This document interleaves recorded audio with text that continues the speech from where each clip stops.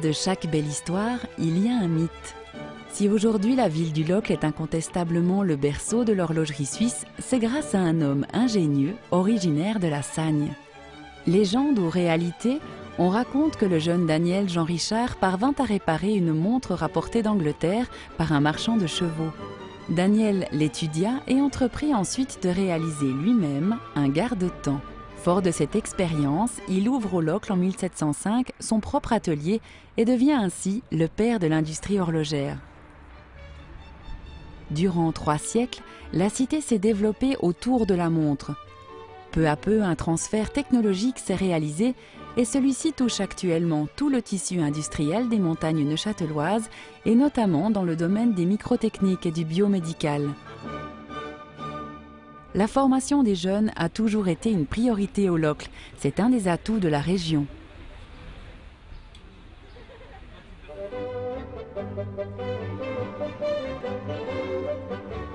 L'héritage horloger a de multiples facettes et il fait la fierté des habitants. Aujourd'hui, l'urbanisme horloger des villes du Locle et de la Chaux-de-Fonds est inscrit au patrimoine de l'UNESCO. Le cœur des Loclois bat au rythme de la montre et cette passion est toujours vivante. Cette histoire est inscrite dans les murs de la ville.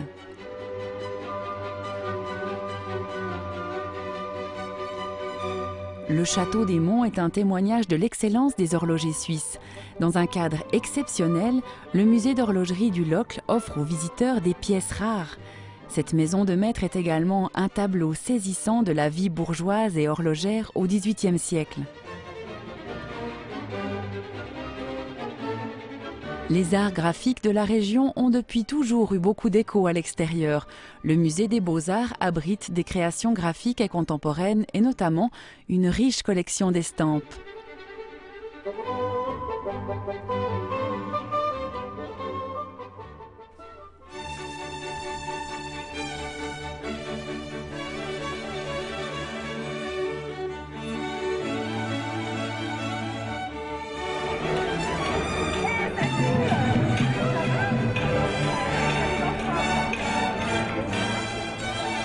Refaire le monde sur la terrasse d'un café, se confronter, échanger.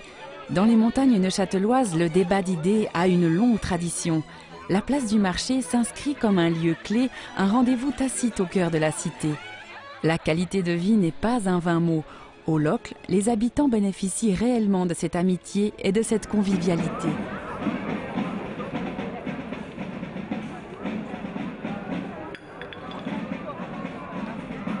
Cet esprit de proximité se vit aussi lors de grands rassemblements. Chaque saison propose ses manifestations. Les Loclois ne manquent pas une occasion de se retrouver pour faire la fête ensemble.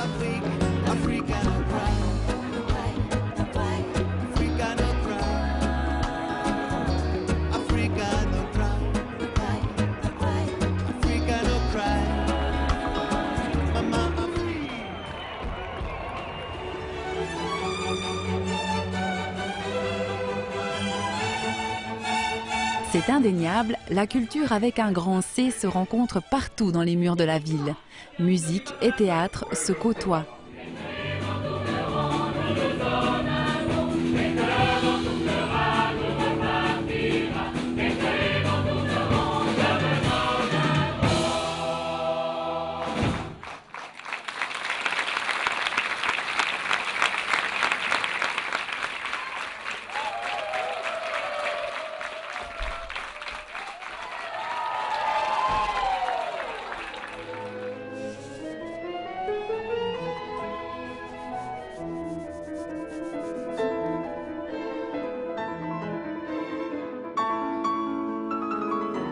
Raconter la nature, un sentier s'y adonne et lorsqu'on y pénètre, le temps se fige.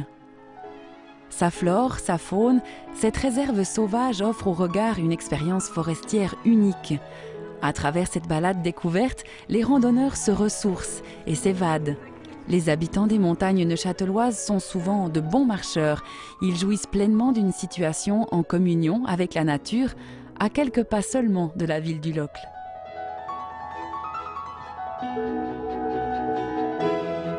Une taurée.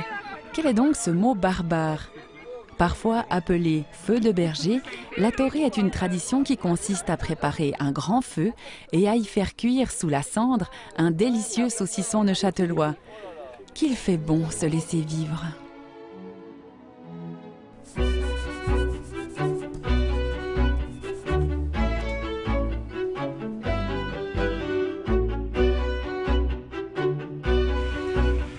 Ce récit, c'est aussi celui d'une ville marquée par l'histoire de ses bâtiments.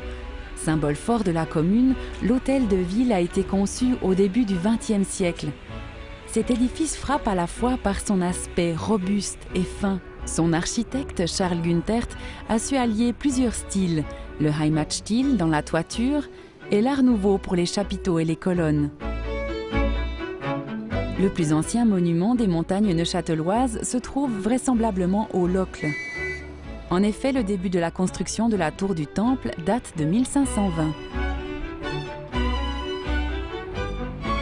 Comme beaucoup de bourgades à cette époque, un incendie ravagea en 1833 le centre du Locle. Quelques témoignages de l'ancien village ont survécu.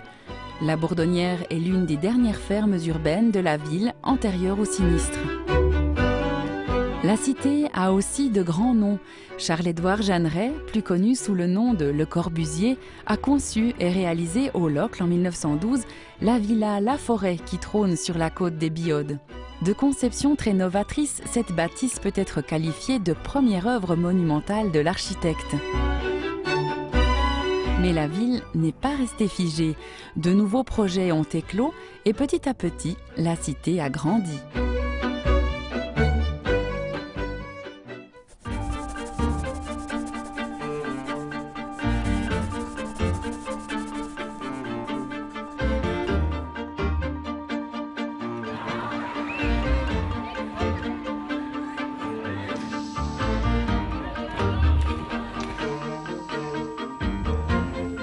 Un film célèbre nous raconte que la vie est un long fleuve tranquille. L'eau est fortement liée à l'histoire de la ville. Le Doubs s'écoule non loin de là. Il faut dire qu'au XVIIe siècle, la partie ouest de la vallée du Locle est un vaste marécage.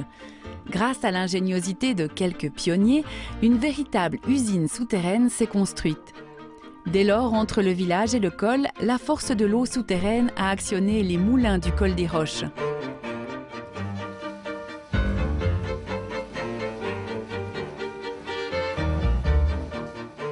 Et pour que le tableau soit complet, il nous faut encore compter l'hiver.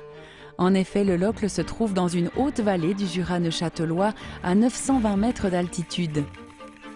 Lorsque le manteau de neige se pose, la magie opère.